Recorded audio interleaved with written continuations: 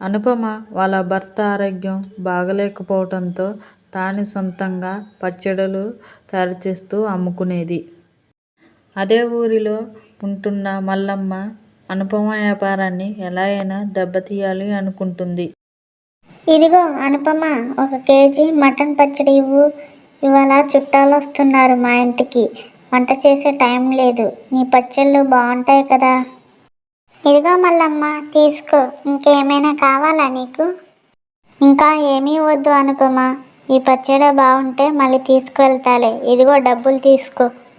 మల్లమ్మ ఇంటికి వెళ్ళిన తర్వాత ఆ పచ్చడిలో ఉప్పు కారం కలిపేస్తుంది. తర్వాత రోజు అనుపమ షాప్ దగ్గర బాగా జనం ఉన్నప్పుడు వస్తుంది మల్లమ్మ.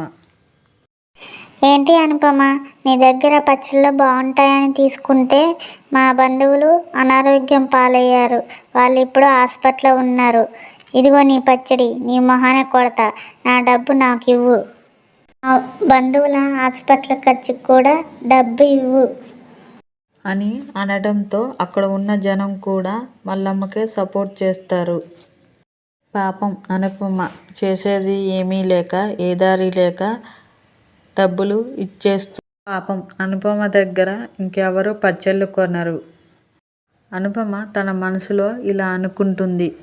మల్లమ్మ, ఈరోజైతే నన్ను మోసం చేసుకెళ్ళి నా దగ్గర డబ్బులు ఉచితంగా తీసుకెళ్ళావు. కానీ పైనున్న దేవుడు అన్నీ చూస్తూనే ఉంటాడు. రేపు ఏదో ఒకరోజు నీకు తగ్గ శాస్తి చేస్తాడు. మల్లమ్మ చేసిన పాపం మల్లమ్మకే కొట్టుకుంటుంది. మల్లమ్మకు పక్షవాతం వచ్చి పడిపోతుంది.